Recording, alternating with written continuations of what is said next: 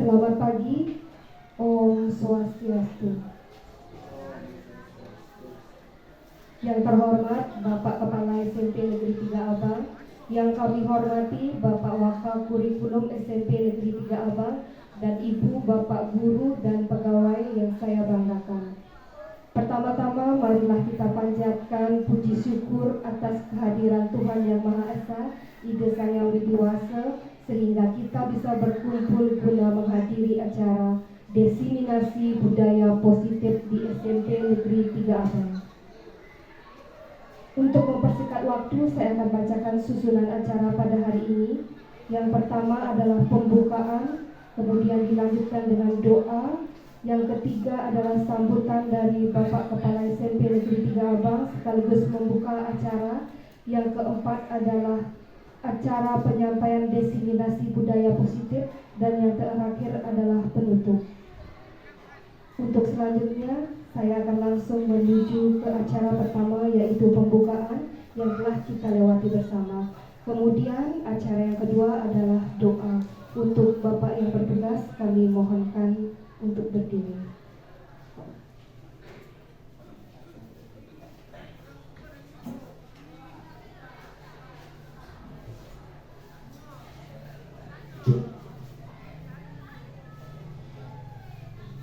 Bapak Ibu silakan berdiri.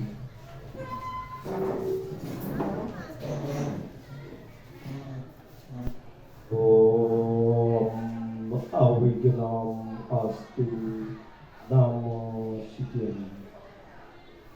Om Raditya Siapa Anjuti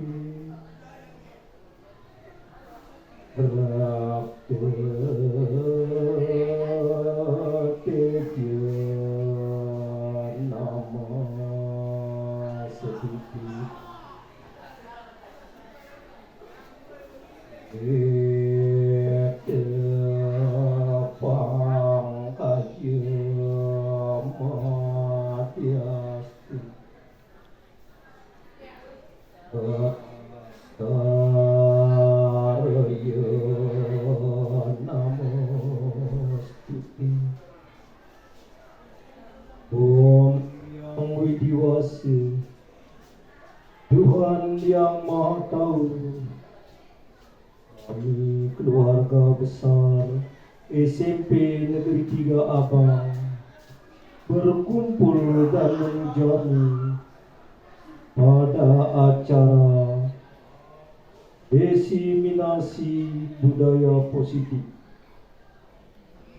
yang diselenggarakan pada hari Jumat 10 Februari 2023. Om Yang Widiwasa, Tuhan Yang Maha Pengasih dan Penyayang, berikanlah jalan yang terang kepada kami semua, sehingga acara berjalan lancar sesuai dengan tujuan yang diinginkan, serta pikiran yang baik datang dari segala penjuru. Om Yang Widiwasa, Tuhan Yang Maha Pemurah, ampunilah kesalahan dan dosa yang kami perbuat. Hanya kepadamu-lah kami memohon dan berdoa. Kabulkanlah doa dan permohonan kami. Om Sidiratu Tatastu Swaha. Om Santi Santi Santi. Om.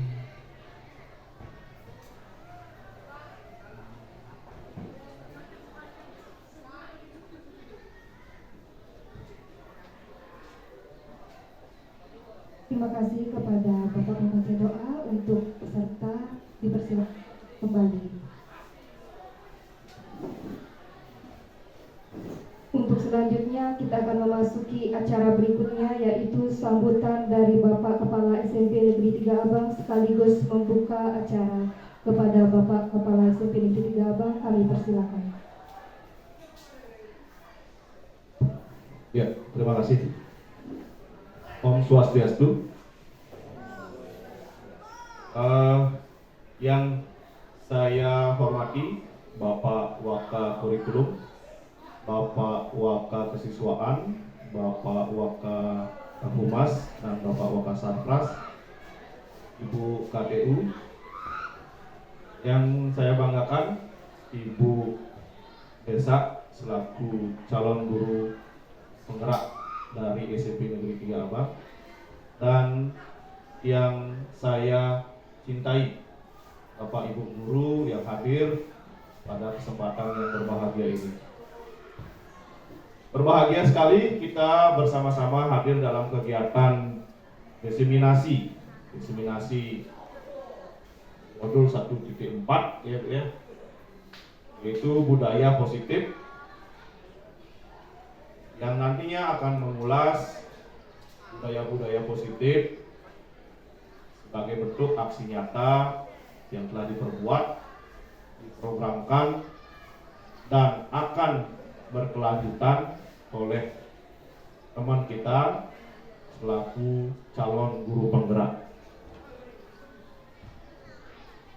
Nah, dari katanya diseminasi ini kalau dibahasakan secara etimologi itu bermakna menyebarkan, menyemaikan, mempublikasikan. Oke.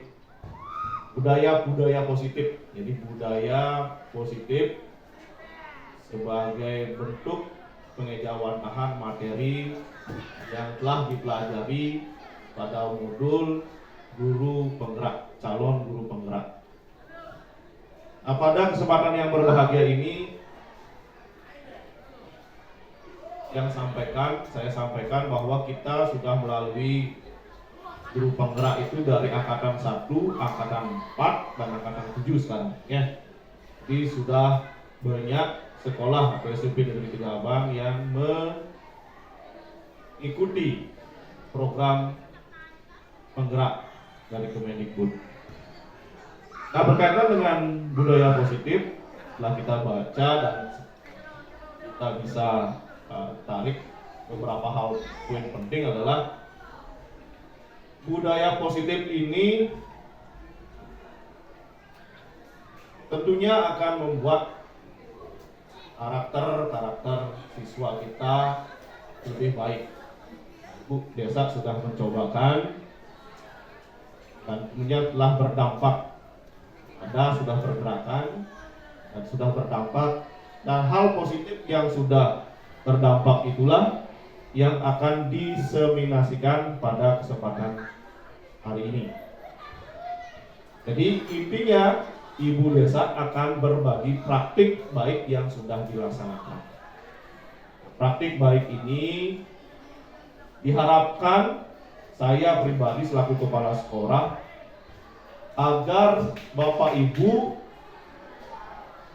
mulai dari guru mata pelajaran, guru sebagai wali kelas, kemudian staf wakasek, dan akhirnya saya selaku kepala sekolah bisa menerapkan budaya-budaya positif. Jadi dimulai dari kelas-kelasnya dulu. Ibu Bapak membuat kesepakatan ya dengan siswanya. Sepakati hal-hal positif, sepakatan bersama yang dijadikan budaya di kelasnya. Kemudian berkembang menjadi budaya sekolah. Sebab budaya sekolah itu asalnya dari kelas-kelas yang Bapak Ibu mampu. Kelas-kelas yang Bapak Ibu menjadi perwaliannya. Nanti meningkat ke tingkat satuan pendidikan. Kemudian harapan saya, Bapak Ibu tidak hanya bisa merancang, memprogramkan, sudah membuat kesepakatan kelas, tetapi yang perlu Bapak Ibu perkuat nanti adalah konsistensi. Yang kita hindari adalah hanya membuat program hanya untuk bukti fisik, tetapi sustainability-nya, keberlanjutannya, ya. Kalau bahasa Inggrisnya itu sustainable, keberlanjutan, konsistensinya. Tuh. Kemudian Bapak Ibu menjadi contoh suri tauladan seperti 3 hal yang Ki Hajar Dewantara telah kita ketahui, pola pikirnya, butir-butir pemikirannya. Bapak Ibu harus memberikan contoh dari ibu bapak dulu. Kemudian di tengah-tengah ibu bapak bangun budaya positif, mendorong siswanya ya, untuk menerapkan budaya positif. Banyak masalah-masalah, keresahan yang dialami di kelas-kelas Bapak Ibu. Ini mungkin menjadi solusinya. Jadi kalau masalah itu saya pandangnya suatu keresahan. Kalau masalah itu agak berat mungkin ya. Tapi kalau saya memandangnya suatu keresahan. Keresahan di kelas A, kelas B, kelas C, kelas D, kelas E. Setiap guru pasti mengalami keresahan. Ada muridnya yang mungkin datang terlambat, ada muridnya yang tidak siap belajar, ada murid yang tidak siap dengan tugasnya, ada murid yang melakukan hal-hal di luar kebiasaan. Nah, inilah solusinya, budaya positif tersebut. Nah, Ibu Bapak, seperti yang saya katakan tadi, mulailah dari Bapak Ibu sendiri. Oke, tidak hanya bisa merancang, membuat, tapi yang penting adalah melaksanakan. Bapak Ibu jadi teladan bagi diri sendiri, bagi siswa, bagi sekolah, dan bagi SMP Negeri 3 Abang. Itu harapan saya. Selepas dari program-program penggerak, ini bukti aksi nyata yang harus terus Bapak Ibu pertahankan. Suatu hari saya ingin kumpul dengan bapak-bapak, ibu guru yang sudah ikut program penggerak. Saya ingin membangkitkan kembali aksi nyata yang sudah dibuat, yang sudah lewat, yang sekarang benar-benar menjadi aksi nyata yang ada di SMP 3 Abang. Tidak hanya lip service, tidak hanya pemanis saja, tetapi tidak berkelanjutan. Itu yang saya atau kita semua hindari. Tidak perlu yang mewah-mewah aksi nyatanya, Bapak Ibu. Tidak perlu yang wah begitu. Hal-hal kecil, carikan solusi bersama. Tidak usah mengeluh, karena para penggerak itu adalah katalisator. Kalau mengeluh bukan penggerak. Lagi ada keresahan, ada penggerak di sana mencari solusinya. Berpikir problem solving, tidak hanya berorientasi atau mengeluh kepada permasalahan. Ada permasalahan, mari Bapak Ibu pecahkan bersama. Seperti yang sudah saya share waktu ini, ternyata sampah-sampah, ternyata tong sampah itu berserakan. Setiap saya pulang, terakhir siang-siang, tong sampah masih berserakan. Apa yang bisa kita lakukan? Buatkan biara tong sampah. Gimana cari dananya? Di bos belum bisa. Kita libatkan orang lain yang mau bersedia membantu. Bisa Bapak Ibu ternyata gitu. Jadi berpikirlah sebagai katalisator, sebagai motivator, sebagai inisiator. Jangan berpikir terus mengeluh Bapak Ibu. Sebab kalau hanya keluhan yang Bapak Ibu pikirkan, akan mengeluhlah keluarnya, akan masalah keluarnya. Tetapi kalau Bapak Ibu berorientasi kepada pemecahan masalah, Bapak Ibu akan menebakkan solusi-solusi yang sekali lagi tidak perlu mewah menjadi aksi nyata. Hal-hal kecil gitu. Bapak Ibu semua berbuat, saya juga berbuat. Mari semua membuat aksi nyata, hal-hal positif. Ya, Seperti Bapak Ibu sudah lihat sekarang progresnya sedikit demi sedikit, tidak hanya dari penggerak Bapak Ibu. Jadi saya pun bergerak gitu. Oke, apalagi sekolah penggerak, semua harus bergerak. Hal-hal positif. Kemudian saya mohon waktu juga di kesempatan ini Pak Wira Sanjaya, saya ingat masih aksi nyatanya itu masih ingat saya. Aksi nyatanya adalah Gelas dan Genus, gerakan literasi dan numerasi sekolah. Itu dilanjutkan sebab hasil penyisiran dan pemantauan tidak bisa dipungkiri, ada beberapa anak yang masih belum lancar membaca. Saya katakan belum lancar, bahkan ada yang tidak bisa. Dia bisa membaca tapi belum lancar. Kemarin saya sudah konsultasi dengan guru BK, dengan Pak Putu. Kemudian sekarang kebetulan berhadapan dengan guru bahasa Indonesia, Bu Eka. Mari bersama Pak Putu Wira Sanjaya, Pak Putu Aryawan, kita bangkitkan lagi literasinya. Oke, literasi yang paling dasar membaca dulu. Oke, seperti itu. Kelas 7, kelas 8, kelas 9, tolong Ibu guru bahasa Indonesia atau guru-guru yang lain pertama kali lihat, sisir dulu siswanya yang siapa saja yang belum bisa membaca. Itu aksi nyata yang kita akan laksanakan. Kemudian kalau sudah terkumpul, terdata siswanya yang belum belajar membaca ataupun yang paling jelek belum bisa membaca, kita akan lakukan aksi nyata seperti yang sudah Pak Putu Wira Sanjaya lakukan, ya, gerakan literasi sekolah. Ada masalah, ada solusi, ada program untuk mengatasinya, outputnya apa. Ya, kita tidak menjadi penular lagi, sudah dari SD mereka tidak bisa baca, nanti kita hantarkan ke SMA, tidak seperti ya saling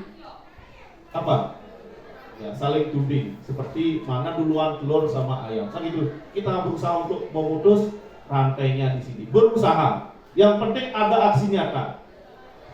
Kalau ada pertanyaan dari para pejabat tentang yang masuk di SMA belum bisa baca, gimana tamatnya SMP 3 Abang? Kita tunjukkan, kita sudah latih kan itu, kita sudah dampingi, kita sudah buatkan program.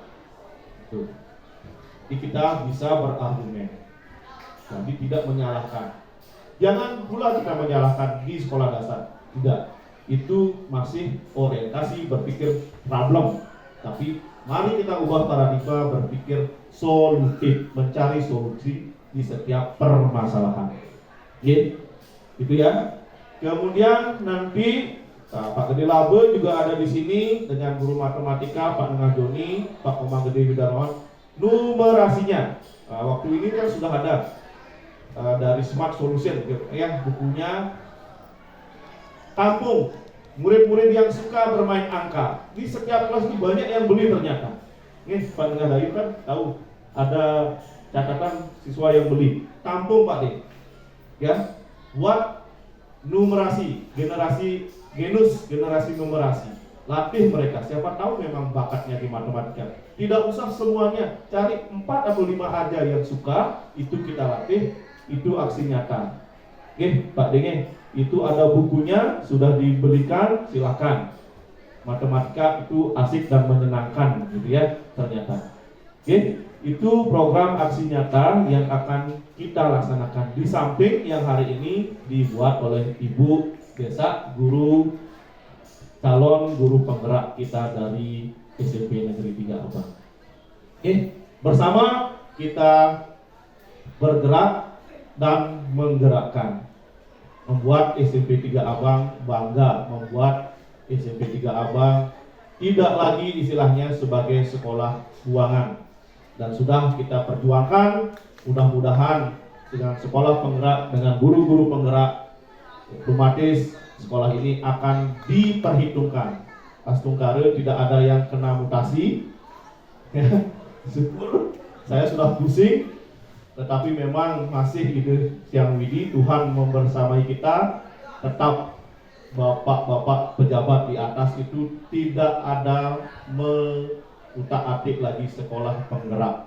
karena janji beliau adalah memberikan dukungan, salah satunya adalah tetap mempertahankan guru-guru dan jangan sampai sekolah yang sudah kekurangan guru, apalagi sekolah penggerak, dikurangi lagi, kalau bisa ditambah lagi.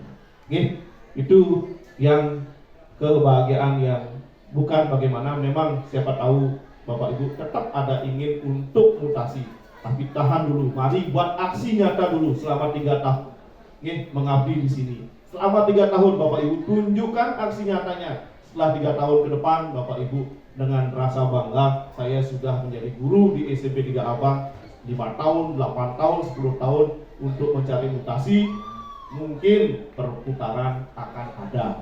Yang penting Bapak Ibu ngayah dumun, ngiring saran-saran seperti itu. Oke, itu yang membangkitkan semangat Bapak Ibu. Semua merasa jauh, semua merasa terpencil, tapi kalau hanya kita berpikir seperti itu tidak akan sampai kita maju. Mari kita maju, buat bersama-sama. Kalau sudah ada perbuatan pasti akan dilirik, Bapak Ibu akan mendapatkan nilai plus. Oh, ini guru yang aktif. Sebab, nah ini kata bapak-bapak yang di atas, kalau gurunya aktif, dia akan dilirik. Nah itu akan menjadi pertimbangan untuk dipindahkan seperti itu, atau di rolling seperti itu. Nah, waktu 3 tahun ke depan ada Bu Desa selaku penggerak, ada pendamping praktik, ada sekolah penggerak bersama saya. Mari kita buat aksi nyata. Tidak usah mewah, tidak usah wah, tetapi ada nyata aksinya dan konsisten. Itu yang itu saja untuk pembukaannya. Semoga apa yang kita cita-citakan bersama dengar oleh beliau, setelah muslimnya diamini gitu ya. Karena hal yang tulus, doa-doa yang tulus itu biasanya cepat tersampaikan.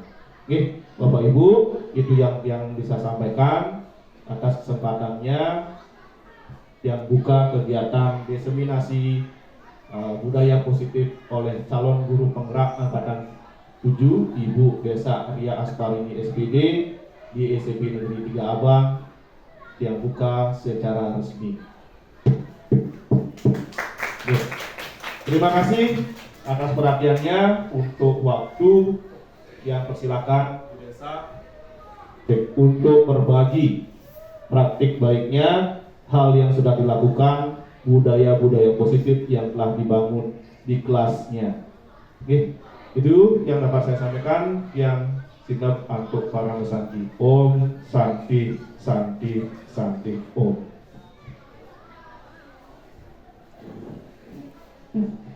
Terima kasih kepada Bapak Kepala SMP Negeri 3 Abang. Untuk selanjutnya adalah kita masuk ke acara inti, yaitu penyampaian diseminasi budaya positif. Mohon izin Bapak Kepala Sekolah, saya mulai presentasi. Selamat pagi Bapak Ibu dan Ibu pegawai di SMP Negeri 3 Abang. Perkenalkan, nama saya Desa Puturia Asparini, CGP Angkatan 7 Kabupaten Karangasem, dan bertugas di SMP Negeri 3 Abang. Untuk kali ini saya akan membahas tentang diseminasi modul 1.4 budaya positif. Yang pertama, sebelum saya membahas tentang materi, ya, kita harus tahu dulu apa sih latar belakang sehingga perlu dilakukan kegiatan ini. Yang pertama adalah adanya filosofi pendidikan Ki Hajar Dewantara, kemudian nilai-nilai peran dan dari guru penggerak, kemudian ada visi guru penggerak yang telah kita buat bersama di kegiatan sebelumnya. Dan yang terakhir adalah bagaimana kita bisa membangun budaya positif di SMP Negeri 3 Abang. Ya, sebelumnya kita harus membahas dulu ya, menyamakan konsep dulu tentang apa itu filosofi pendidikan Ki Hajar Dewantara. Yang pertama adalah apa itu filosofi pendidikan Ki Hajar Dewantara? Yaitu menuntun segala kodrat yang ada pada anak agar dapat mencapai keselamatan dan kebahagiaan yang setinggi-tingginya dunia, baik sebagai manusia maupun sebagai masyarakat. Di sini Ki Hajar Dewantara mengajak kita untuk mengutamakan murid dengan bakat, dengan minat, yaitu yang sesuai dengan kodrat alam dan kodrat samanya sendiri, di mana kita sebagai guru hanyalah sebagai penuntun. Kemudian yang kedua, nilai dan peran guru penggerak. Di sini saya bahas saja langsung intinya saja, yaitu nilai-nilai dari guru penggerak, yaitu bersikap mandiri, kolaboratif, inovatif, reflektif, dan tentu saja berpihak kepada murid. Kemudian peran dari guru penggerak yaitu sebagai pemimpin pembelajaran, coach bagi guru lain, mendorong kolaborasi, mewujudkan kepemimpinan murid, dan menggerakkan komunitas praktisi. Dan yang terakhir adalah visi guru penggerak, yaitu cita-cita yang ingin diraih dan senantiasa tentunya berpihak kepada murid.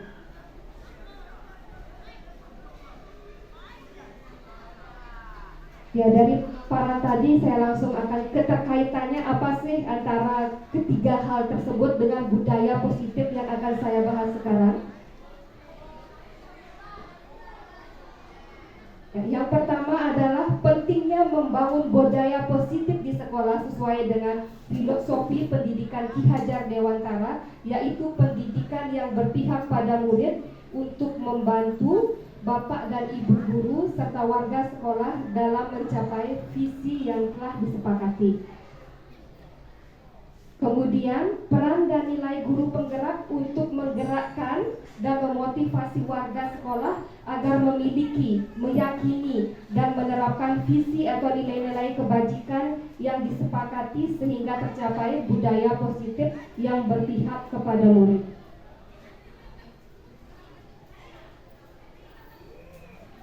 Tujuan yang akan kita capai atau yang ingin saya capai adalah terciptanya budaya positif, yaitu penerapan disiplin positif untuk menghasilkan murid-murid yang berkarakter, disiplin, santun, jujur, peduli, dan bertanggung jawab. Ya, di sini pentingnya kita membangun budaya positif adalah untuk membangun budaya positif, sekolah perlu menyediakan satu, tentunya saja lingkungan yang positif, aman, nyaman, agar murid-murid mampu berpikir, bertindak, dan menciptakan segala hal dengan merdeka, yang sesuai dengan pendidikan sekarang, yaitu merdeka belajar, kemudian mandiri dan bertanggung jawab. Kemudian salah satu strategi yang perlu ditinjau adalah bentuk disiplin yang dijalankan selama di sekolah-sekolah. Kemudian pembahasannya akan menuju ke disiplin, yaitu meninjau teori yang dikemukakan oleh Dian Gosen. Sebelumnya kita gali terlebih dahulu tentang teori disiplin restitusi dari Dian Gosen. Kemudian mari kita menyamakan model berpikir kita tentang disiplin itu sendiri yang lazimnya, di mana disiplin akan dikaitkan dengan kontrol sebelum kita memasuki ke intinya, itu budaya positif. Ya, kita masuk ke materi pertama, yaitu teori kontrol. Ya, Bapak dan Ibu bisa baca di depan ya. Kita akan melakukan sebuah permainan biar tidak ngantuk dulu, baru mulai biar tidak bosan ya. Di sini Anda dan teman Anda berarti berpasangan ya, Bapak Ibu ya. Silahkan cari pasangan masing-masing. Kemudian akan melakukan kegiatan cobalah buka. Ya, dalam pikirannya ya, cobalah buka, buka apa? Nah, membuka apa? Bukan membuka kontrol, tetapi kita akan membuka, mengepalkan tangan, kepalan tangan, ya. Kepalan tangan salah satu di antara Bapak dan Ibu yang tugasnya di sini adalah salah satu Bapak dan Ibu sebagai pemegang kunci, ya, atau sebagai pemegang benda, dan satu adalah sebagai pembujuk perayu. Ya, boleh dengan cara membujuk, merayu, atau menggoda boleh ya. Dalam hal yang positif ya, kemudian boleh juga menghardik. Ya, silakan lakukan apapun cara Bapak atau Ibu untuk mendapatkan benda yang akan saya berikan. Di sini saya akan membagikan kertas. Kertas ini akan digunakan saat kegiatan nanti juga ya. Silakan Bapak dan Ibu, silakan cari pasangan terlebih dahulu.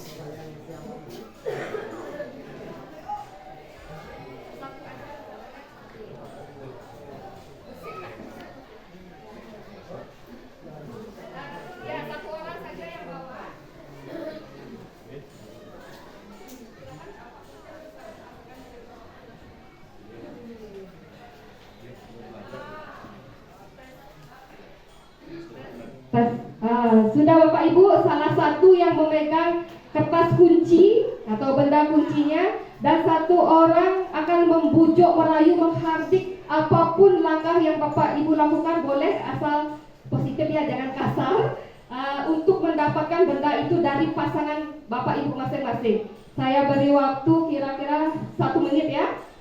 1 menit cukup lama ya, untuk jangan merayunya lama-lama, nanti hal lain yang terjadi. Ya, silakan. Ya, salah satu yang merayu, jika sampai dapat itu bagus sekali, dan jika tidak silakan rayu lagi biar dapat. Ya, silakan bisa mulai.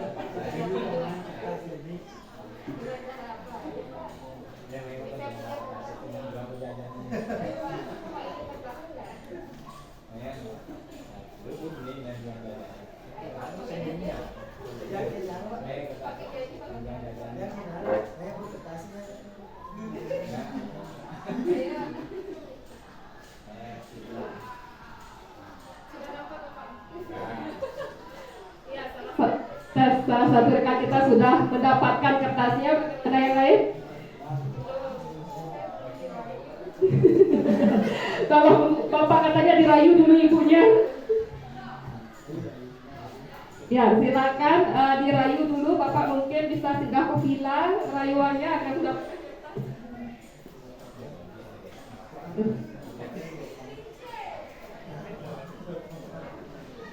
Bagaimana? Sudah hampir 1 menit ya? Sudah? Sudah? Ya, sekarang saya ingin bertanya, siapa saja yang mendapatkan kertas ini? Ya, dari Pak Lewi, rayuannya atau hartikan atau apapun yang dilakukan sangat hebat. Yang lain bagaimana? Dapat? Oke, Pak Edi. Siapa lagi? Ya, yang lain berarti sangat kuat pendiriannya yang pegang kertas kunci ya, sehingga tidak mau dibagikan. Nah, sekarang setelah Bapak Ibu melakukan praktek ini, kira-kira tadi sudah dilakukannya, siapa yang sudah memberikan, ini pertanyaannya, sudah memberikan kertas dan belum memberikan kertas? Saya yang belum dulu ya. Yang belum bukan berarti pelit, pasti ada sesuatu kenapa belum diberikan. Ya, coba salah satu dari yang belum, kita tanya ke pasangan Bu Eka dan Bapak Putu. Dimohonkan pendapatnya, kenapa Ibu Eka tidak memberikan kertas ini kepada Bapak Putu? Ya, terima kasih atas waktunya. Nah, di sini saya mendapatkan pasangan kebetulan Pak Putu Aryawan. Kenapa saya belum memberikan kertasnya? Karena dari beliaunya sendiri belum mengeluarkan sepatah kata pun untuk mendapatkan. Artinya belum ada usaha untuk mendapatkan kertas ini. Terima kasih.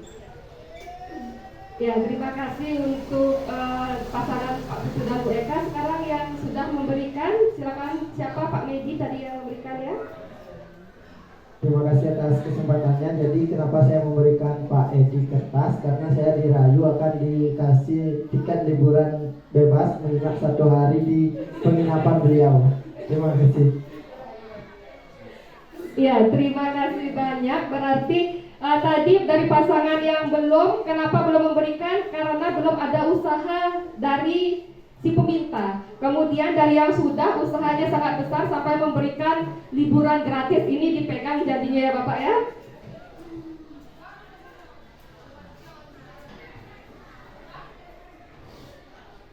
Ya, tadi kita sudah tahu ya, kenapa ada yang bisa memberikan, ada yang tidak. Tentunya hal ini pasti karena ya, semua perilaku memiliki tujuan terhadap perilaku yang disukai ataupun tidak disukai. Misalnya saja tadi Bu Eka tidak memberikan karena dia tidak suka dicueki, atau kok dia tidak minta, ngapa juga saya berikan, seperti itu ya. Kemudian dari Pak Medi, tadi tentu saja tujuannya adalah mendapatkan liburan gratis ya.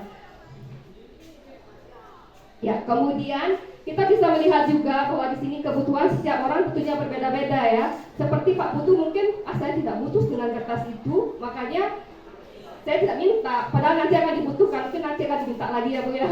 Kemudian setiap orang memiliki gambaran yang berbeda.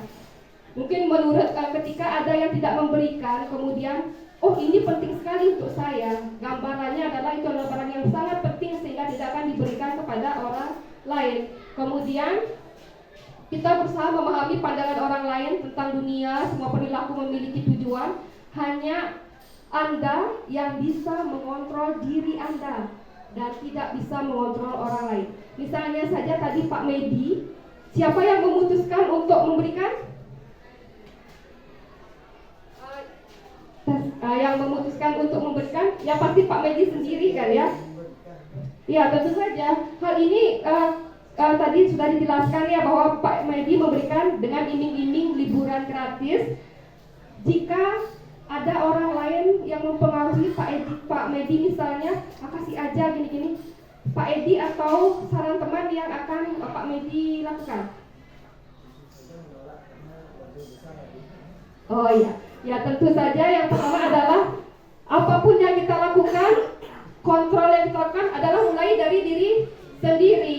Mau menolak atau menerima itu adalah terserah diri kita. Apakah mungkin Bu Eka nanti bisa memaksa Pak Medi, harus dipertahankan Pak Medi, kenapa Bapak kasih, saya aja nggak ngasih, seperti itu misalnya. Itu tidak bisa karena kontrol untuk orang lain itu tidak akan berlaku kalau orang itu sendiri tidak mau melakukannya. Ya, kita sambil kita ngobrol ya, kita akan lanjut ke materi berikutnya. Teori kontrol dari Dr. William Glasser. Upaya kontrol yang dilakukan adalah sebuah ilusi. Nah, kita sebagai seorang guru terkadang melakukan kontrol ya. Kita merasa kontrol yang kita lakukan adalah hal yang mutlak, adalah hal yang yang sudah pasti bisa mengontrol anak-anak. Tapi itu hanyalah sebuah ilusi. Di sini kita membahas yang pertama, ilusi guru mengontrol murid. Pada dasarnya kita tidak dapat memaksa murid untuk berbuat sesuatu jikalau murid tersebut memilih untuk tidak melakukannya. Itu adalah kenyataannya, realnya ya. Tetapi kita tetap merasa, terkadang kita tetap merasa bahwa kita bisa mengontrol murid ini. Saya suruh dia untuk mentaati peraturan, saya bukan kontrolnya. Seperti itu, padahal di kenyataannya sebagai seorang guru itu hanyalah sebuah ilusi. Kemudian ilusi bahwa semua penguatan positif efektif dan bermanfaat. Segala usaha untuk mempengaruhi murid agar mengulangi suatu perilaku tertentu dengan penguatan positif atau bujukan, dan itu adalah sebuah bentuk kontrol dan sekali lagi ilusi. Misalnya saja kita memberi semangat anak melakukan hal yang benar, kita memberikan penguatan positif, wah kamu bagus sekali, kamu ini sudah sangat bangga ibu sama kamu. Itu adalah gimana kita mengontrol murid dengan menggunakan penguatan yang positif, dan ini tetap bukan hal yang buruk, tetapi tetap menjadi ilusi atau angan-angan kita karena tidak akan berlaku untuk semua murid. Karena ini berasal dari kita, bukan dari muridnya sendiri. Kemudian ilusi bahwa kritik dan membuat orang merasa bersalah dapat menguatkan karakter, yaitu menggunakan kritik dan rasa bersalah untuk mengontrol murid menuju pada identitas gagal. Kenapa? Karena hal-hal yang negatif yang kita katakan pada saat mengkritik murid, atau hal-hal yang membuat orang merasa bersalah, itu terkadang membuat anak akan menjadi minder sehingga akan menjadi identitas yang gagal ke depannya. Dan yang terakhir adalah ilusi bahwa orang dewasa memiliki hak untuk memaksa. Nah, yang ini juga terkadang kita lakukan secara tidak langsung ya, yaitu banyak orang dewasa yang percaya bahwa mereka memiliki tanggung jawab untuk membuat murid-murid berbuat hal-hal tertentu. Jadi di sini kita menganggap bahwa murid itu harus ikut A, harus B. Kenapa? Karena saya yang dewasa, saya memiliki pikiran dewasa. Padahal itu hanya ilusi kita sebagai guru yang akan mampu mengontrol murid.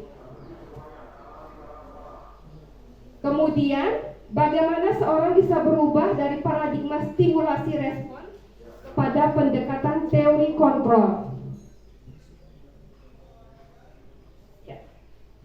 Bila kita ingin membuat kemajuan perlahan, sedikit-sedikit ubahlah sikap atau perilaku Anda, dimulai dari diri kita sendiri. Kemudian, namun bila kita ingin memperbaiki cara-cara utama kita, maka kita perlu mengubah kerangka acuan kita. Ubahlah bagaimana Anda melihat dunia, bagaimana Anda berpikir tentang manusia. Ubahlah paradigma Anda, skema pemahaman dan penjelasan aspek-aspek tertentu tentang realitas atau kenyataan, bukan hanya sekedar ilusi.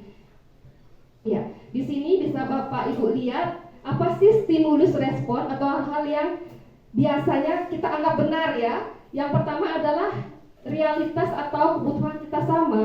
Saya dan murid kebutuhannya sama. Padahal sebenarnya menurut teori kontrol realitas kebutuhan kita berbeda. Jangankan dengan siswa atau dengan murid, antar kita guru saja sudah berbeda. Kemudian semua orang melihat hal yang sama.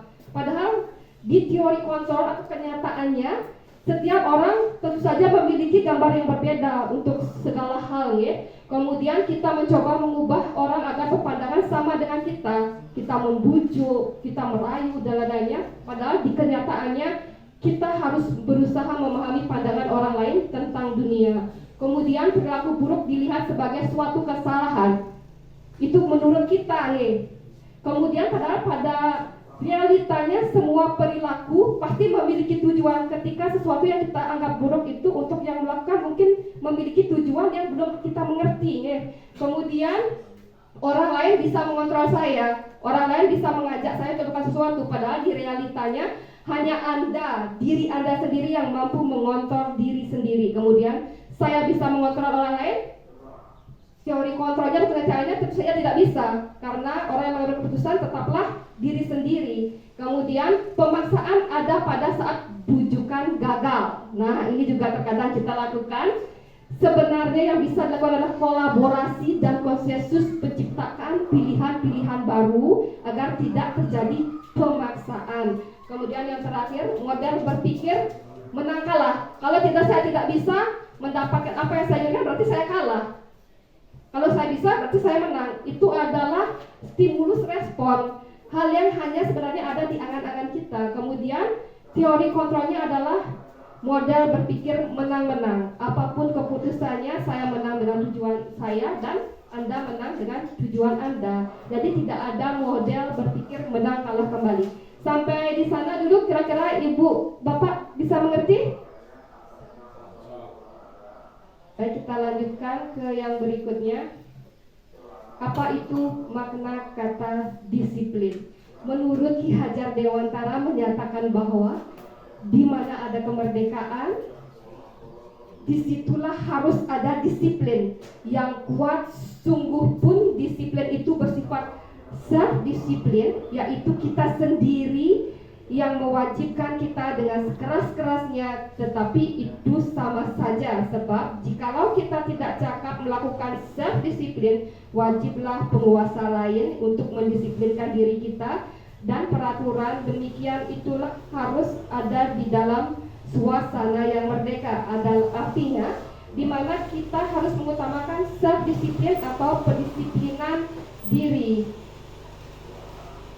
Ya, kemudian di sini ada pembahasan tentang Dian Gossen yang menyatakan bahwa arti dari kata disiplin berasal dari kata Latin yaitu disciplina yang artinya belajar.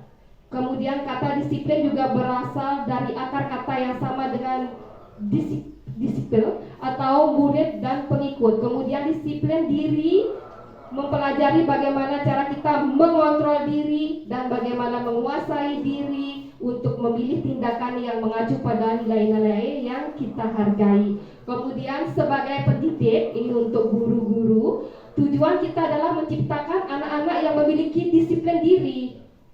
Kemudian sehingga mereka bisa berperilaku dengan mengacu pada nilai-nilai kebajikan universal dan memiliki motivasi intrinsik, bukan hanya motivasi ekstrinsik.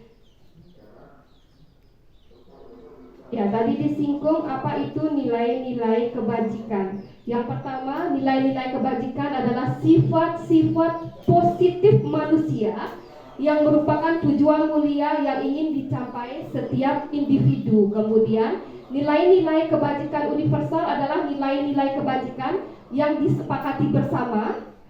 Kemudian, lepas dari suku, bangsa, agama, bahasa maupun latar belakang karena dia bersifat universal.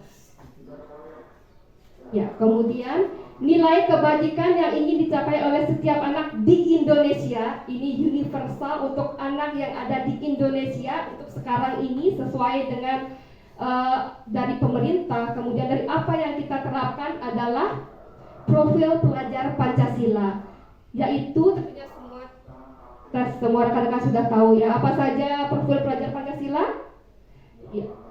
Ya, ada beriman dan bertakwa kepada Tuhan Yang Maha Esa dan berakhlak mulia, kemudian ada mandiri, bernalar kritis, berkebinekaan global, bergotong royong dan kreatif. Kemudian 3 motivasi perilaku manusia. Jika tadi kita sudah membahas apa sih kebijakan universal itu, sekarang kita akan membahas tentang kenapa kita harus melakukan kebijakan-kebijakan itu. Ada 3 teori motivasi perilaku manusia. Yang pertama, untuk menghindari ketidaknyamanan atau hukuman. Ini kenapa sih saya melakukan disiplin ini? Kenapa sih saya harus mengikuti kebijakan ini? Karena yang pertama untuk menghindari ketidaknyamanan atau hukuman, menghindari permasalahan yang muncul yang berpengaruh pada mereka atau yang melakukan, baik itu secara fisik, psikologis, maupun jika hal-hal itu tidak dilakukan atau tidak terpenuhinya kebutuhan mereka. Bila mereka tidak melakukan tindakan itu, ada rasa tidak nyaman dalam dirinya ya. Ini berarti dia motivasi secara intrinsik apa ekstrinsik? Ibu Bapak. Ini untuk menghindari ketidaknyamanan. Ini adalah motivasi secara ekstrinsik ya, karena dari luar kita merasa tidak nyaman, orang dari luar ini yang mempengaruhi kenapa kita merasa tidak nyaman. Kemudian untuk mendapatkan imbalan atau penghargaan dari orang lain, ini juga sering kita lakukan ya. Kita melakukan sebuah tindakan, mengikuti sebuah kebijakan karena kita ingin dipuji atau ingin mendapatkan penghargaan dari orang lain, baik itu atasan maupun pihak-pihak tertentu. Kemudian untuk menjadi orang yang mereka inginkan, menghargai diri sendiri dengan nilai-nilai yang mereka percaya. Ini adalah untuk melakukan sesuatu karena nilai yang mereka yakini dan mereka hargai, dan mereka melakukannya karena mereka ingin menjadi orang yang melakukan nilai-nilai yang mereka yakini tersebut. Berarti kalau yang pertama itu adalah motivasi ekstrinsik, yang kedua motivasi ya ekstrinsik, dan yang terakhir motivasi intrinsik. Sekarang menurut Bapak Ibu, yang mana yang paling bagus dari ketiga jenis motivasi perilaku ini? Ya, mungkin ada yang mau berpendapat. Mungkin Pak Edi sedikit berpendapat.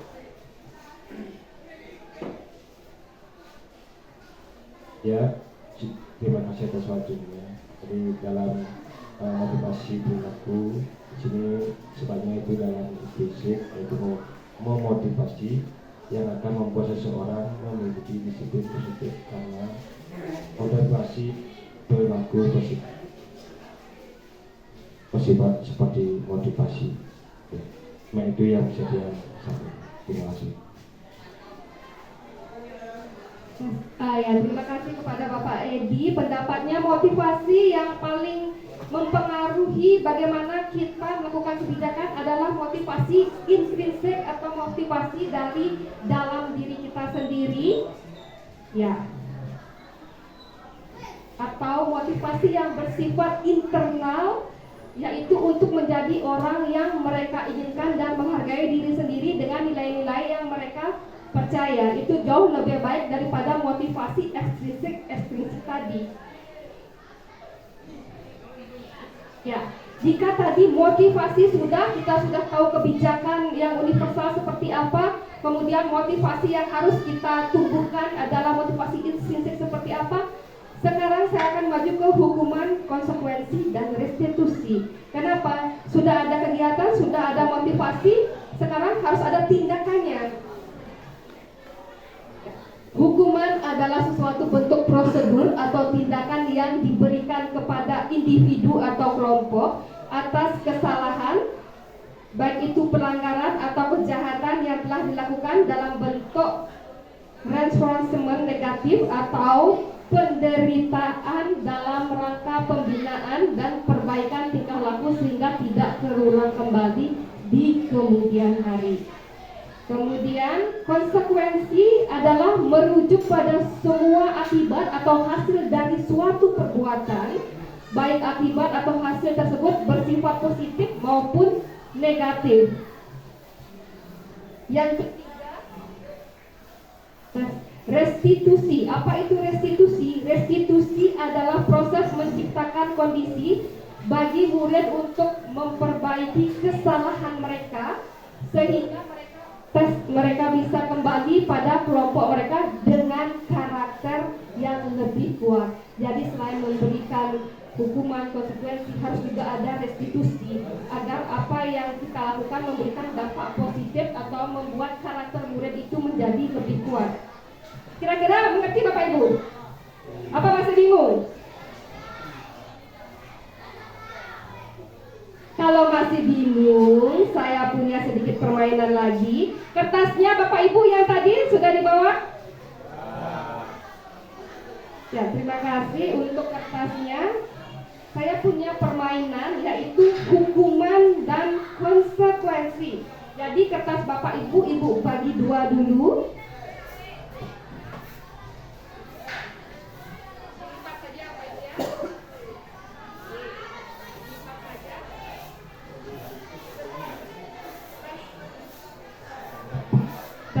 Setelah dilipat, silakan satu sisi diisi tulisan konsekuensi.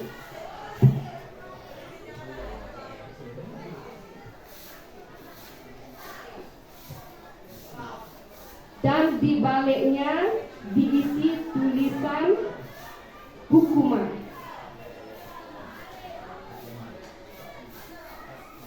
Ini tidak boleh saling mencontek ya Bapak Ibu ya. Satu orang satu kertas.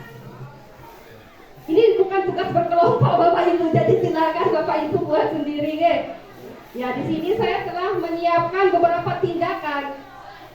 Ya, yang pertama mencatat 100 kali di dalam buku kalimat. Saya tidak akan terlambat lagi karena murid itu terlambat ke sekolah. Ya, kemudian yang kedua membersihkan WC sekolah karena mematahkan pensil kawannya ya. Kemudian lari mengelilingi lapangan basket 2 kali karena terlambat hadir di sekolah. Yang keempat, membersihkan coretan yang dibuat oleh murid itu sendiri di meja tulis. Dan yang terakhir, murid diminta untuk push up 15 kali karena tidak menggunakan masker ke sekolah. Tentunya ini terjadi di waktu COVID kemarin ya, di tindakan ini. Kemudian menurut Bapak Ibu, dari kelima tindakan ini, dari kelima tindakan yang diambil oleh guru ketika menemukan hambatan dari murid, ya, yang mana saja termasuk hukuman dan yang mana saja termasuk konsekuensi. Silakan mungkin Bapak Ibu bisa berdiskusi. Kemudian nanti begitu saya misalnya kasus pertama, silakan angkat jawaban Bapak dan Ibu apakah dia termasuk hukuman atau termasuk konsekuensi menurut Bapak dan Ibu. Saya berikan waktu 1 menit untuk menelaah semua tindakan di depannya.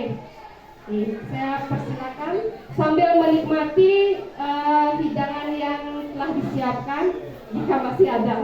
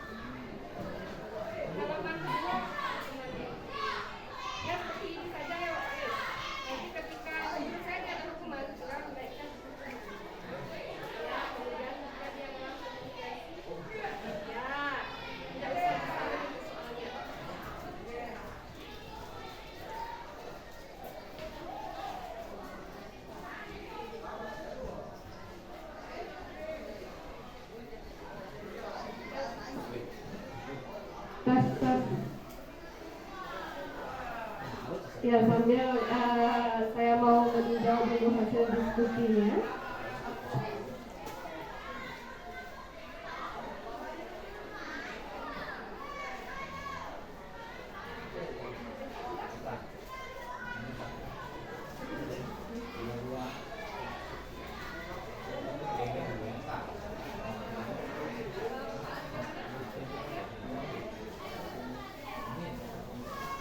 Terima kasih. Sepertinya sudah siap ini ya?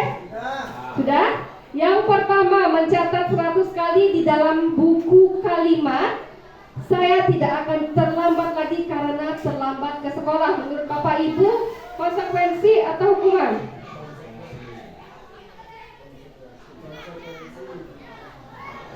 Ya, ada yang berpendapat lain, semua menjawab konsekuensi. Ya, benar sekali, jawabannya adalah konsekuensi. Kemudian yang kedua, membersihkan WC sekolah karena mematahkan pensil kawan.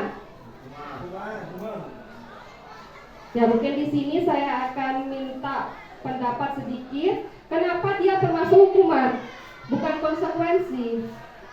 Ya, mungkin dari Pak Labe.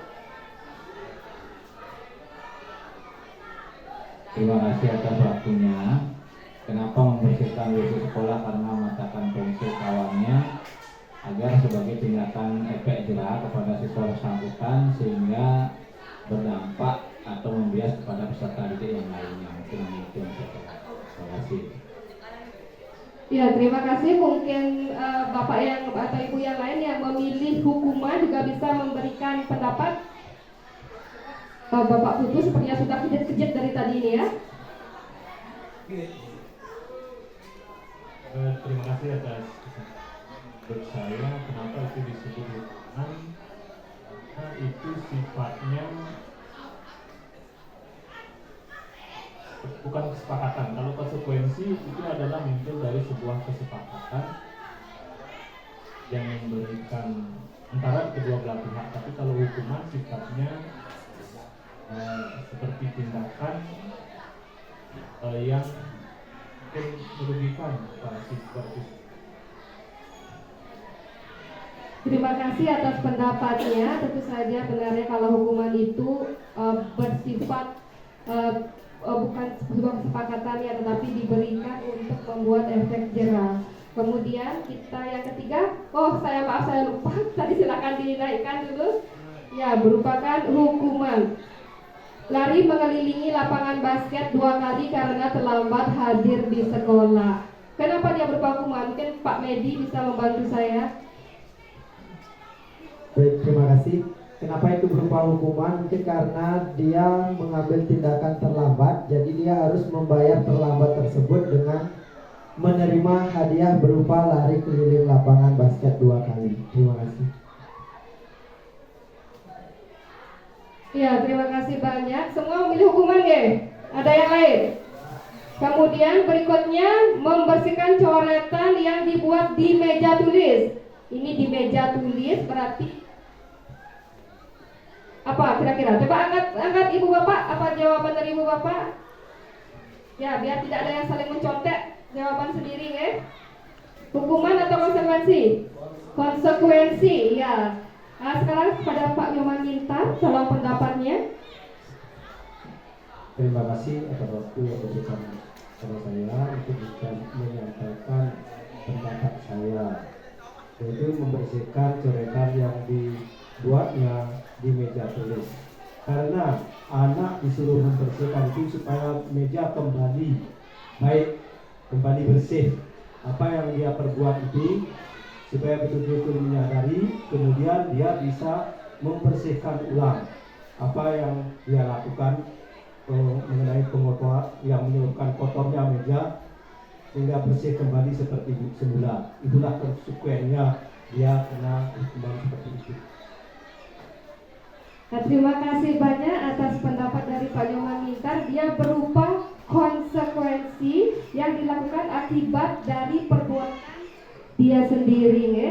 Kemudian yang terakhir, murid diminta untuk push up 15 kali karena tidak menggunakan masker ke sekolah. Termasuk apa ini Bapak Ibu? Ya, termasuk hukuman. Ya, kemudian saya memiliki 5 kasus lagi. Ya. Kalau yang ini kita langsung saja ya, karena tadi sepertinya sudah terbiasa ya mengetahui mana yang hukuman, mana yang konsekuensi. Karena tadi saya lihat semuanya sudah benar, sudah mengerti apa itu hukuman dan konsekuensi. Yang pertama, membersihkan tumpahan air di atas meja tulis karena tersenggol pada saat belajar. Silakan diangkat. Ya, dia berupa konsekuensi. Kemudian murid diminta bertelanjang kaki sepanjang hari karena tidak menggunakan sepatu warna hitam sesuai dengan peraturan sekolah. Hukuman, ya. Berdiri di depan kelas sambil mengangkat kaki satu karena tidak bisa menjawab pertanyaan. Masuk apa Bapak Ibu? Ya, benar sekali termasuk hukuman. Kemudian lari mengelilingi lapangan basket 2 kali karena terlambat 10 menit untuk pelajaran. Apa? Ya, benar sekali dia adalah konsekuensi. Dan yang terakhir, terlambat hadir di pembelajaran daring 15 menit dan diminta untuk tinggal 15 menit sesudah kelas usai untuk membahas ketertinggalan pembelajaran adalah berupa konsekuensi. Kira-kira Bapak dan Ibu bisa membedakan apa itu hukuman dan konsekuensi? Ya, konsekuensi lebih kepada apa yang sudah dia lakukan dan bayarannya atau ganjarannya adalah untuk melakukan menutupi hal yang telah dilakukan oleh dia sebelumnya ya. Kira-kira mana yang lebih bagus, hukuman atau konsekuensi? Ya, tentu saja yang lebih bagus adalah konsekuensi. Mungkin saya bisa minta bantuan kepada Bapak Waka kita. Kenapa sih konsekuensi itu lebih bagus dari hukuman menurut Bapak? Terima kasih atas waktunya. Kenapa konsekuensi lebih bagus daripada hukuman? Di sini kalau konsekuensi adalah menyadarkan siswa terhadap kekeliruan yang apa mereka perbuat sehingga dari kekeliruan itu dia bisa memperbaikinya supaya menjadi lebih baik lagi ke depannya. Sedangkan kalau hukuman itu sifatnya menjustis, sehingga itu di Jerman sekarang tidak tepat untuk dilakukan. Lebih banyak penekanan sekarang adalah pada konsekuensi pada siswa yang mengalami permasalahan di sekolah. Yang dari saya. Iya, terima kasih banyak. Saya sangat setuju ya. Mungkin kita juga sangat setuju dengan Bapak Dayo karena konsekuensi itu jauh lebih baik dari kita melakukan hukuman. Setelah mengerti, saya rasa sudah mengerti semua ya, apa itu konsekuensi dan apa itu hukuman. Selanjutnya, setelah kita tahu bahwa hal yang kita lakukan akan mendapatkan hukuman atau konsekuensi jika kita melanggarnya, maka harus ada aturan di masing-masing kelas nih ya. Sebelum kita menuju ke keyakinan sekolah, kita mulai dari yang kecil dulu, yaitu keyakinan kelas. Apa sih keyakinan kelas yang akan kita lakukan jika harus ada aturan-aturan atau kebajikan-kebajikan yang kita sepakati dahulu sebelum menentukan hukuman atau konsekuensi yang akan kita lakukan apabila kita tidak melakukan kesepakatan ini. Ya, keyakinan yaitu nilai-nilai kebajikan universal yang tadi telah kita bahas, yang disepakati secara tersirat dan tersurat. Berarti setelah didiskusikan, kita buat secara tertulis, lepas dari latar belakang suku, negara, bahasa maupun agama, yaitu yang seperti yang sudah kita bahas tadinya tentang kebajikan universal. Yang pertama, mengapa sih kita memiliki peraturan tentang penggunaan helm pada saat mengendarai kendaraan roda 2 atau motor? Ini sering kita lakukan, ya. Bapak Ibu menggunakan helm tidak pada saat mengendarai motor? Memakai. Kira-kira kenapa? Nah, coba siapa yang bisa membantu saya? Mungkin Bu Eka mungkin ya. Terima kasih atas waktunya. Jadi menurut saya mengapa kita harus menggunakan helm pada saat berkendara itu untuk keselamatan. Selain untuk keselamatan, kita juga harus mematuhi peraturan berlalu lintas. Terima kasih. Ya, yang lain bagaimana? Sepakat? Ya, mengapa kita memiliki peraturan tentang penggunaan helm pada saat mengendarai kendaraan roda 2 atau motor adalah untuk menjaga keselamatan kita dalam berkendaraan. Kemudian yang kedua, mengapa kita memiliki peraturan tentang penggunaan masker dan mencuci tangan setiap hari, terutama ini pada masa COVID ya. Kira-kira kenapa? Siapa yang Bapak Ibu mau berpendapat? Ya, mungkin Pak Medi, silakan Pak Medi. Baik, terima kasih. Jadi kenapa kita harus memakai masker dan mencuci tangan setiap saat ketika terjadi COVID? Karena agar kita tidak tertular penyakit COVID tersebut dan kita tetap sehat selalu. Terima kasih. Ya, terima kasih banyak Pak Medi. Benar sekali, mengapa kita memiliki peraturan ini? Karena untuk menjaga keselamatan dan juga kesehatan diri dan juga orang lain yang berada di sekitar kita. Kemudian apa kesimpulan yang bisa kita lihat di sini? Apa itu keyakinan? Ya, keyakinan ini menekankan pada seseorang untuk lebih memotivasi dirinya dari dalam. Ketika kita tadi menjaga kesehatan dengan memakai masker dan mencuci tangan, itu berarti dari kita tidak akan ada yang menghukum kita, atau tidak akan ada kalau kamu tidak cuci tangan kamu akan kena denda 250.000 misalnya seperti itu. Tetapi itu mulai dari intrinsik kita, dari diri kita sendiri, dari internal diri kita untuk melakukan hal yang baik untuk menjaga kesehatan itu. Itu yang dimaksud dengan keyakinan. Lalu kenapa keyakinan ini harus mulai dari diri kita sendiri? Karena ketika kita ikut-ikutan orang lain, misalnya orang lain pakai helm, saya ikut pakai helm juga. Orang lain cuci tangan, saya ikut cuci tangan juga. Di suatu ketika kita tidak ada orang lain, kita tidak akan mungkin akan ragu-ragu untuk melakukannya. Itu hal yang kurang baik. Jadi sebuah keyakinan harus berasal dari diri kita sendiri. Berikut adalah aksi nyata dalam membuat keyakinan kelas yang saya lakukan sebagai perwalian dari kelas 7B.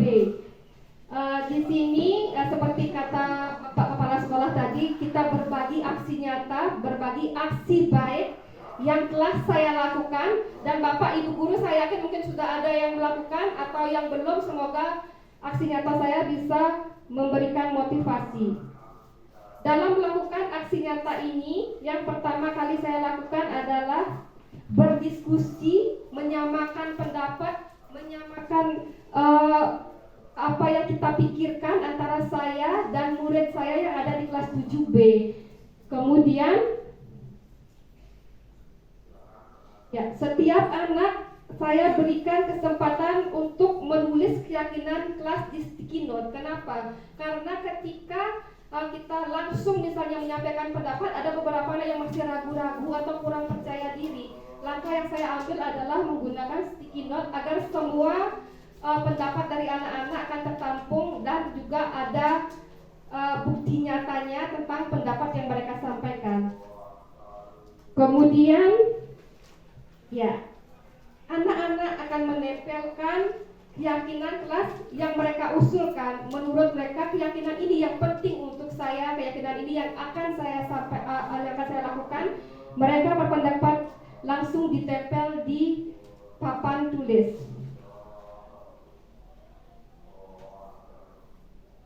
Kemudian ya, setelah semua anak menempelkan keyakinan kelas yang diusulkan, kemudian kami akan membaca, mendiskusikan, dan membahas keyakinan kelas yang akan disepakati. Karena tidak semua keyakinan kelas tepat untuk dijalankan untuk kita di kelas ya. Kadang-kadang kan ada yang keyakinannya hanya untuk dirinya sendiri, bukan hal untuk kebutuhan bersama. Ya, setelah itu kami menyalin keyakinan kelas yang telah disepakati ke dalam kertas warna-warni yang nanti akan ditempel agar lebih memudahkan dalam membaca dan lebih menarik untuk dilihat. Ini adalah aksi nyata saya dalam membuat keyakinan kelas di kelas 7B. Semoga bisa memotivasi Bapak Ibu untuk membuat keyakinan di kelas perwaliannya juga. Ya, setelah ada keyakinan, ada motivasi, kemudian tahu tentang apa kebajikan universal. Setelahnya itu kita harus tahu juga apa sih kebutuhan dasar manusia agar menjadi budaya positif. Setelah semuanya ada, kita harus tahu juga apakah kesepakatan itu, apakah hal-hal yang tindakan yang akan kita lakukan itu memenuhi tidak kebutuhan dasar manusia. Karena tadi kita berbicara bahwa semua hal dilakukan dengan baik jika berasal dari diri sendiri. Karena itu kita harus mengetahui 5 kebutuhan dasar manusia menurut Dr. William Glasser dalam Choice Theory. Ya, yang pertama kebutuhan bertahan hidup. Kemudian yang kedua kasih sayang dan rasa diterima. Yang ketiga kebebasan, kemudian kesenangan dan penguasaan. Ya, bertahan hidup. Tentu ini kita lakukan semua ya. Untuk bertahan hidup kita harus melakukan segala cara untuk memenuhi kebutuhan dasar manusia. Ini kebutuhan bertahan hidup dan kebutuhan dasar yang paling utama yang pasti kita lakukan. Semua orang melakukannya ya, yang sudah pasti berasal dari diri sendiri.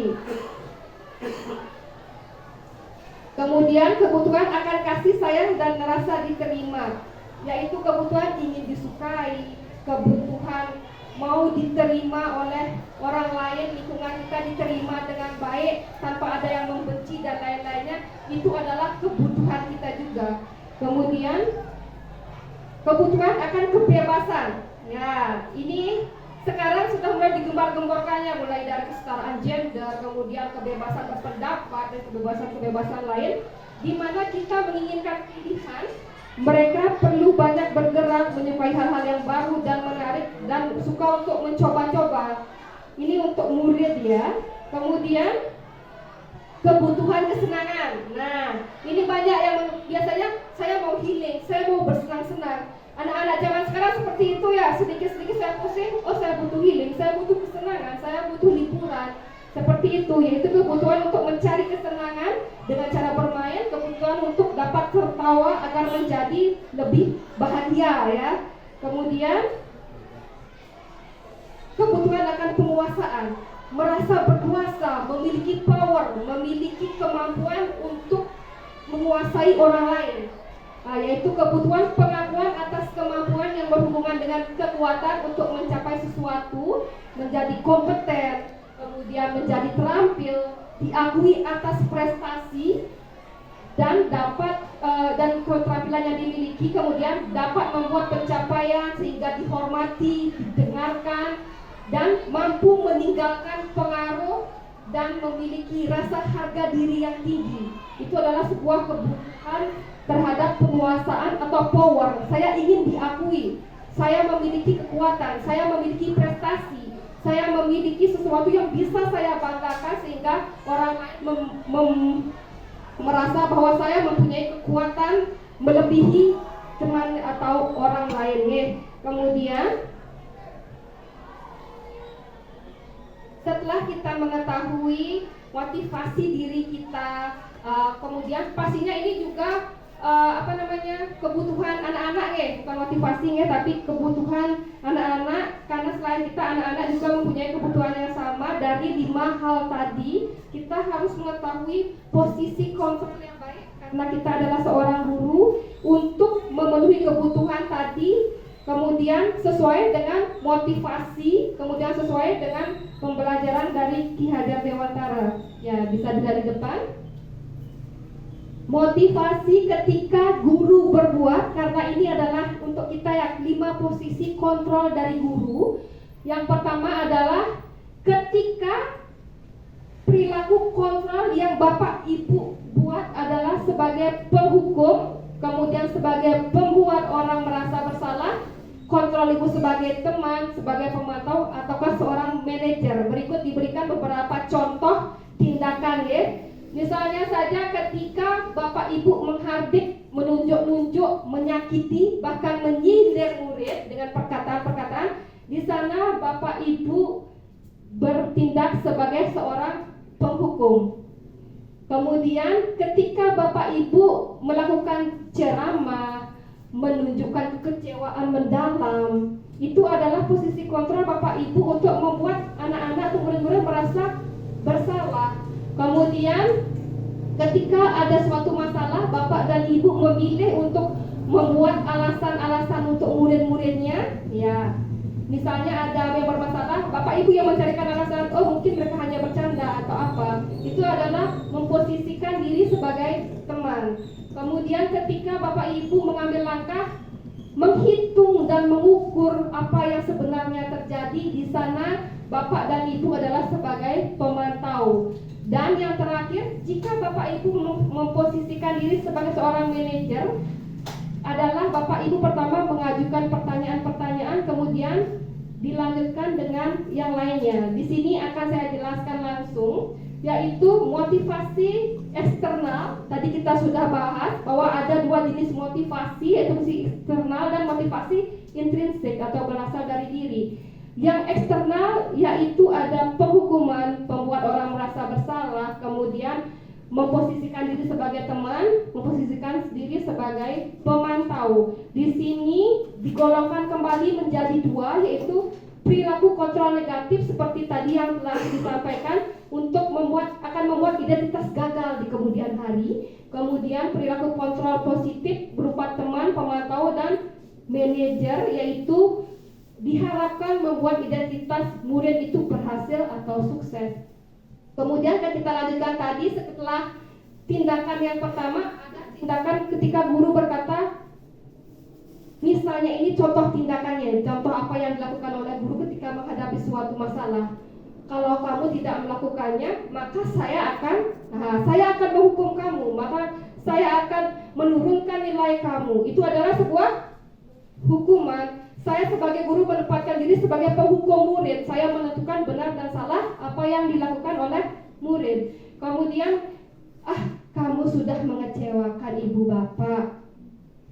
Apa yang kamu lakukan membuat ibu bapak kecewa, membuat ibu bapak sedih. Itu adalah menempatkan diri sebagai pembuat orang merasa bersalah, sehingga murid itu akan merasa kasihan ibunya, saya ibunya, apapun yang saya lakukan membuat orang sedih, membuat perasaan murid itu merasa bersalah kepada gurunya. Kemudian ada kalimat lakukanlah untuk Bapak Ibu. Ya sudah, nanti Bapak Ibu bantu bereskan. Gimana? Bisa kita selesaikan sekarang. Itu adalah memposisikan diri sebagai teman, menganggap orang yang sederajat, menganggap apa yang kita lakukan selayaknya sebagai teman. Kemudian ketika Bapak Ibu mengatakan apa peraturannya, kemudian apa konsekuensi sanksi-sanksinya, apa yang telah kamu lakukan, apa yang terjadi sekarang. Itu adalah ketika Bapak Ibu memposisikan diri Ibu sebagai pemantau, hanya memantau, hanya melihat apa kesalahannya, kemudian apa konsekuensinya, apa peraturan yang telah disepakati. Kemudian yang terakhir, ketika kita meletakkan diri kita sebagai manajer, maka kita akan melakukan pertanyaan sebagai berikut. Apa yang kita yakini? Ini menggali kembali apa yang ada dalam diri anak, apa keyakinan yang telah disepakati, apa yang telah diri anak itu yakini sebelumnya. Kemudian kalau kamu meyakininya, kamu akan memperbaikinya. Ya, itu dalam bentuk pertanyaan ya. Menanyakan lagi kepada diri sendiri anak itu apa yang ingin dia lakukan untuk memperbaiki. Bukan serta-merta guru itu kamu harus begini, kamu harus begini, tidak, tetapi menggali kembali perasaan dari intrinsik murid itu sendiri untuk mencari sebuah solusi. Kemudian kita akan berkata, kalau kamu memperbaikinya, jadi kira-kira hal tersebut menggambarkan apa tentang dirimu? Ya, kembali lagi menggali kembali tentang keyakinan dari diri anak itu sendiri untuk memperbaiki dirinya. Kemudian ketika kita melakukan posisi kontrol ini, tentu saja akan mendapat respon yang berbeda-beda dari anak-anak ya. Yang pertama, jika sebagai penghukum, bagaimana anak-anak? Biasanya dia akan memberontak. Saya tidak mau lari keliling lapangan, atau saya tidak mau melakukan hal ini itu. Ketika itu adalah sebuah hukuman, kemudian anak akan menjadi dendam. Saya terlambat, tapi saya dihukum lari keliling lapangan 15 kali. Saya tidak suka, saya merasa dendam, saya merasa dengki dan lain-lainnya. Kemudian akan menyalahkan orang lain. Ketika kita memberikan hukuman, terkadang anak itu akan, oh si ini yang ngajakin saya. Hukuman ini diberikan karena gurunya, bukan karena saya yang bersalah. Tidak ada rasa dari dirinya sendiri untuk merasa bersalah. Kemudian ketika kita menempatkan diri sebagai pembuat orang merasa bersalah, maka akan merespon dari murid itu, dari anak itu adalah yang pertama, tentu saja menyembunyikan dan menyangkal atau berbohong agar rasa bersalahnya tidak terlihat. Kemudian ketika kita menjadi seorang teman untuk murid, dia akan ketergantungan pada kita.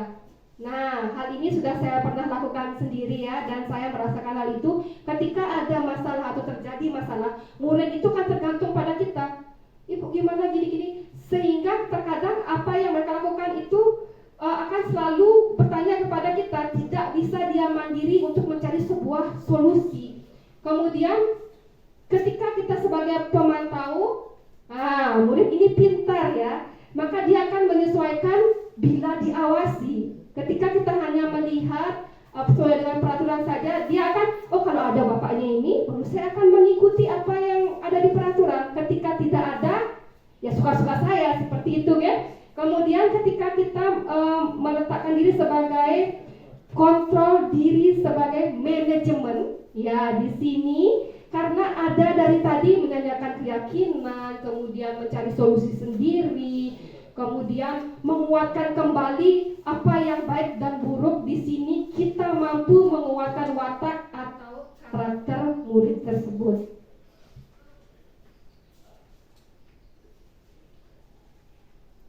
Ya, kemudian ketika respon yang didapatkan oleh murid seperti yang tadi kita bahas, kita juga akan mendapatkan murid itu mungkin berkata seperti ini. Ini ada sebuah perumpamaan apa yang saya sampaikan di depan tuh. Ketika kita hanya sebagai seorang penghukum, murid akan berkata, saya tidak peduli, bukan urusan saya, toh saya juga sudah dihukum. Bukan urusan saya apa itu baik atau buruk, seperti itu kira-kira. Kemudian ketika ada merasa orang bersalah, bagaimana ketika kita bersalah? Apa yang akan kita katakan?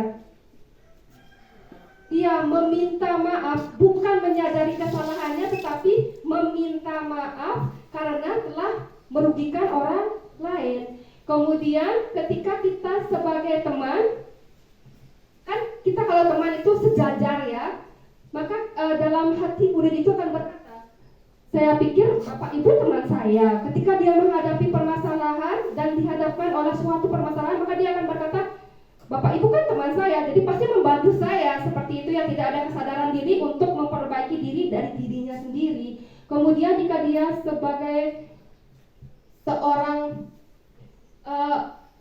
pemantau, maka akan mengatakan saya akan dapat berapa bintang, karena dia merasa dipantau, dia merasa diawasi. Kemudian jika sudah melakukan hal tersebut, saya akan mendapatkan apa.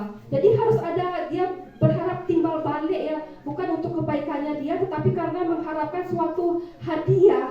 Kemudian yang terakhir, jika sebagai seorang manajer, maka akan didapatkan oleh murid itu bagaimana caranya agar saya bisa memperbaiki keadaan. Kemudian saya akan memperbaiki masalah ini dengan apa? Mulai dari diri sendiri, berpikir tentang apa kesalahannya, kemudian apa solusinya. Kemudian dampak pada murid jika sebagai penghukum, pasti dia akan mengulangi karena tidak ada kesadaran diri. Kemudian jika kita pemberi rasa bersalah, dia akan merendah diri. Kok saya salah terus seperti itu. Kemudian jika sebagai teman seperti tadi, dia akan tergantung. Jika ada masalah, akan tergantung pada kita, selalu bertanya kepada kita. Kemudian jika sebagai pemantau, akan menitik beratkan dampak pada diri sendiri untuk mendapatkan hadiah atau dia akan mendapatkan hukuman. Kemudian jika sebagai manajer, kita akan bisa mengevaluasi diri, bagaimana menjadi diri yang lebih baik. Dan yang terakhir, apa kaitannya dengan dunia berkualitas? Nah, dunia berkualitas.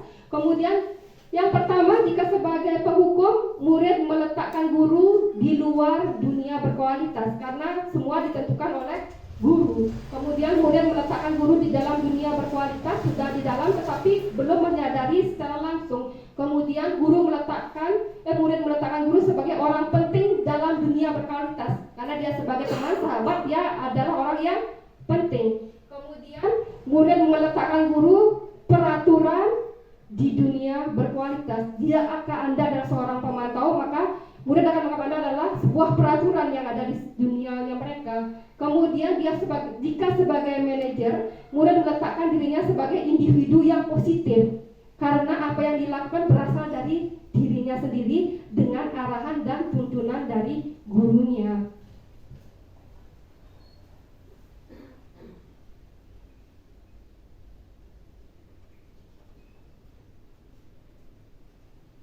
Nah, sekarang saya ada beberapa kasus lagi atau siapa yang mengatakan.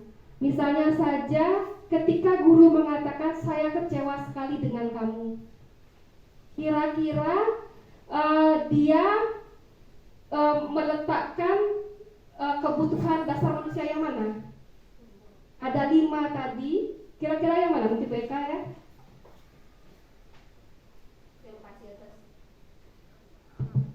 Terima kasih atas waktunya. Di sana contoh kalimatnya, saya kecewa sekali dengan kamu. Kalau menurut saya itu menempatkan kita sebagai membuat peserta didik atau membuat orang merasa bersalah karena sudah melakukan sesuatu.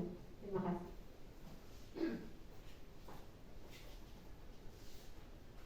Kemudian jika dilihat dari 5 kebutuhan dasar manusianya, dia juga berada di kategori pembuat orang merasa bersalah ya. Kemudian yang kedua, ibu kejar aku karena ibu guru sayang aku. Nah, kira-kira kebutuhan mana yang ingin dicapai atau yang dirasakan oleh siswa itu kepada ibu gurunya? Ibu kejar aku karena ibu guru sayang aku. Nah, yang mana kira-kira? Siapa yang mau berpendapat? Ya mungkin Pak Nyaman kembali. Terima kasih atas waktunya yang diberikan pada saya. Jadi ibu kejar aku karena ibu guru sayang aku. Kiranya ini anak-anak perlu dikasihani, perlu cinta kasih. Nah, demikian. Ya, terima kasih kalian untuk sepakat ya, karena ada kasih sayang. Jadi dia adalah menempatkan diri sebagai kebutuhan untuk dicintai atau diberikan kasih sayang. Kemudian aku hebat kan, bisa bikin guru kejar aku. Nah, mungkin ini saya minta bantuan kepada Bu Desa Nyoman Parwati. Terima kasih atas waktunya. Dari pernyataan yang ada di sana, aku hebat kan? Bisa bikin ibu guru kejar aku. Nah, dari sana kita bisa melihat bahwa kebutuhan yang diinginkan siswa di sini masuk ke penguasaan. Dia ingin diakui bahwa dia berkuasa. Terima kasih. Ya, terima kasih Bu Desa. Benar sekali. Ketika ada anak yang merasa seperti ini, dia merasa mempunyai kekuasaan kepada gurunya. Kemudian yang terakhir, aku bosan belajar, mewarnai terus di dalam kelas. Ya, kira-kira kebutuhan mana yang ingin dipenuhi oleh anak ini? Mungkin Pak Edi bisa membantu saya. Terima kasih atas waktunya. Dimana di sini dalam judul aku bosan belajar, mewarnai terus di dalam kelas. Nah, di sini kalau sesuai dengan kebutuhannya, kalau tidak salah di sini yaitu tentang kebebasan. Nah, mungkin itu dulu. Terima kasih. Terima kasih kepada Pak Edi. Benar sekali, ketika anak merasa bosan, dia ingin merasa dirinya bebas. Ya, kira-kira dari contoh-contoh tadi bisa dimengerti kira-kira Bapak Ibu? Ya, kita lanjutkan ke materi berikutnya. Ya, ketika kita sudah mengetahui posisi kita untuk mengontrol murid itu seperti apa, maka kita akan masuk jika menurut Bapak Ibu, ya saya berikan ya, menurut Bapak Ibu, posisi kontrol mana yang paling baik yang akan kita terapkan? Apakah sebagai penghukum, sebagai pemberi rasa bersalah, sebagai teman, sebagai pemantau, atau seorang manajer? Yang mana yang paling tepat untuk kita terapkan kepada murid? Ya mungkin ya Pak Medi.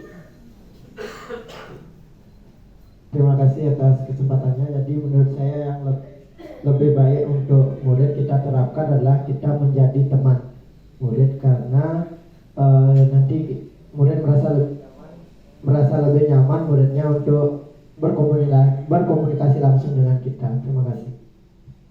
Terima kasih. Itu tadi dari Pak Medi menyampaikan bahwa beliau akan menempatkan diri sebagai seorang teman, memposisikan diri sebagai teman. Bagaimana dengan rekan yang lain? Mungkin ada pendapat lain?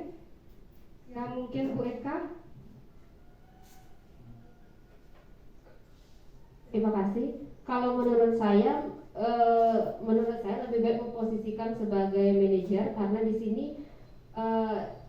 segala kebutuhan atau perilaku siswa itu bisa dimulai dari dalam dirinya, sehingga bisa berdampak kepada siswa. Bagi misalnya mereka yang melakukan kesalahan, jadi siswa tersebut bisa memperbaiki diri sendiri, mulai dari dalam dirinya sendiri tanpa ada paksaan dari orang lain. Terima kasih.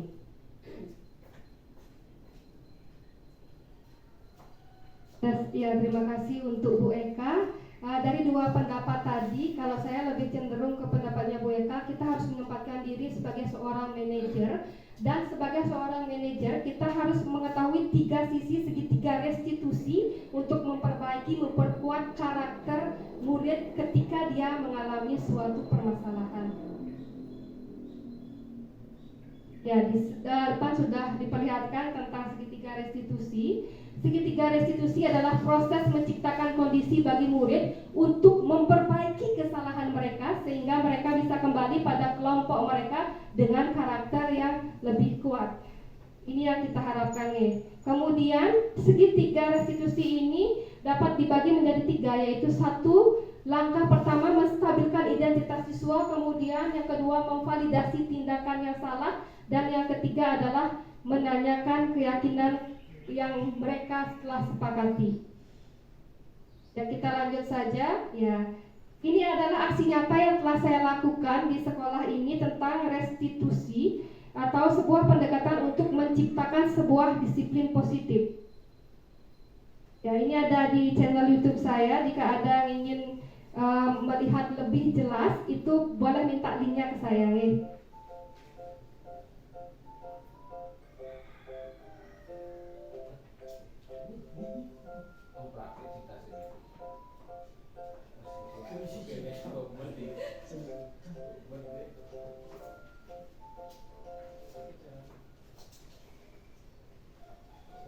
Ini adalah salah satu kasus yang dihadapi oleh seorang siswa ketika dia datang terlambat ke kelas.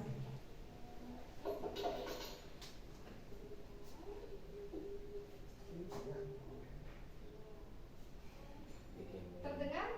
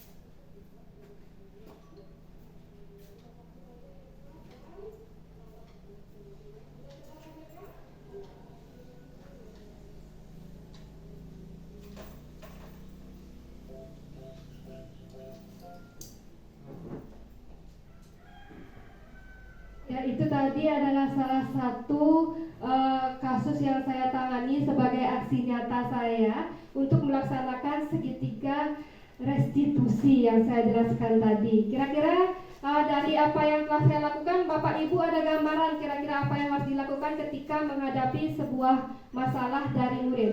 Bagaimana Bapak Ibu? Sudah? Ya, terima kasih. Kalau gitu akan kita lanjutkan. Ya, tadi kita sudah membahas tentang apa itu disiplin, motivasi intrinsik dan ekstrinsik, kemudian posisi kontrol kita sebagai seorang guru di mana, sampai kita bisa menentukan posisi kontrol terbaik kita sebagai seorang guru itu sebagai apa. Kemudian tadi juga saya sudah menampilkan 2 buah aksi nyata yang telah saya lakukan di sekolah ini. Dan untuk kedepannya saya berharap bisa melakukan aksi nyata yang lebih banyak lagi sehingga bisa memotivasi Bapak Ibu guru untuk kedepannya agar lebih baik. Kesimpulan apa yang bisa kita dapatkan dari apa yang telah kita bahas tadi?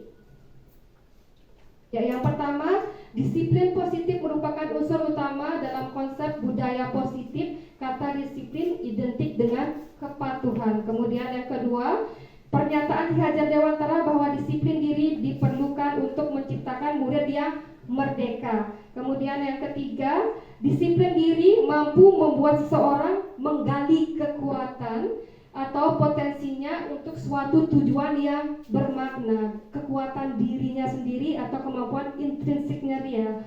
Kemudian disiplin diri merupakan kemampuan pengontrol diri, menguasai diri, serta menentukan sikap yang mengacu pada nilai yang dihargai. Dan yang terakhir, kita dapat melakukan disiplin diri kepada murid melalui segitiga restitusi kepada murid tersebut untuk jika melakukan pelanggaran terhadap keyakinan kelas agar bisa memulai atau menggali segalanya dari diri mereka sendiri atau dari intrinsik mereka sendiri. Kira-kira ada pertanyaan Bapak Ibu? Sudah Pak? Ya. Ya, demikian tadi pemaparan dari saya. Saya ucapkan terima kasih kepada Bapak Kepala Sekolah. Diseminasi telah saya lakukan. Mohon izin untuk acara terakhir kita yaitu penutupan. Nih.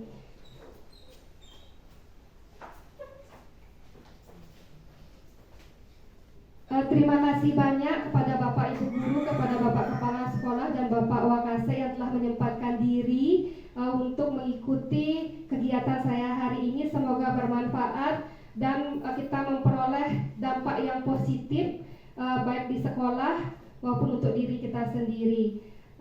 Izin Bapak Kepala Sekolah, saya tutup kegiatan hari ini. Selamat siang, Om Santi Santi Santi.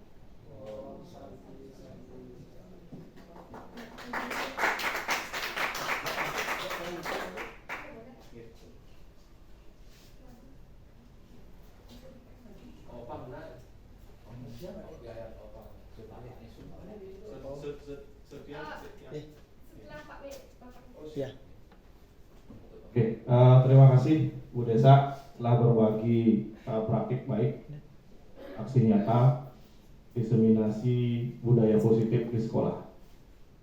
Ke depan hal ini diharapkan semua wali kelas bisa menerapkan, semua guru mapel bisa menerapkan. Nanti kita akan jadikan satu kumpulan budaya positif sekolah. Oke.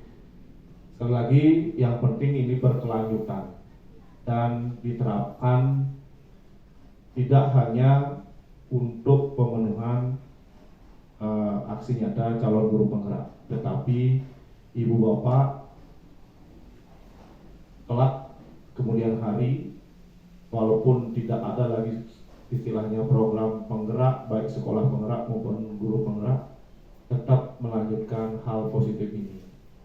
Dan jangan henti-henti, jangan mau menyerah dengan keadaan. Mari kita berjuang.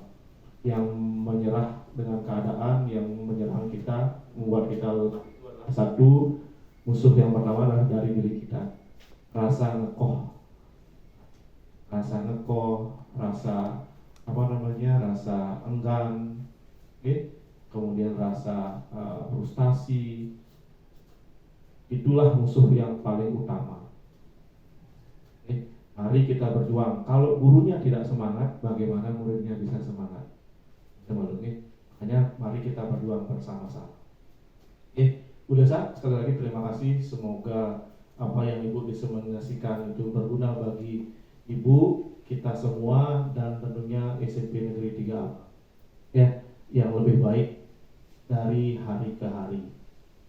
Dengan mengucapkan syukur yang segenap apa yang telah kita diskusikan selama kurang lebih 1 jam dengan tangan jali para mesanti, dengan para mesanti. Mari kita bersama-sama mengaturkan para mesanti, perbaiki duduk kita, sembari memohon kepada Ibu Sang Yang Widi supaya kita menjadi insan pendidik yang baik dan nanti selamat sampai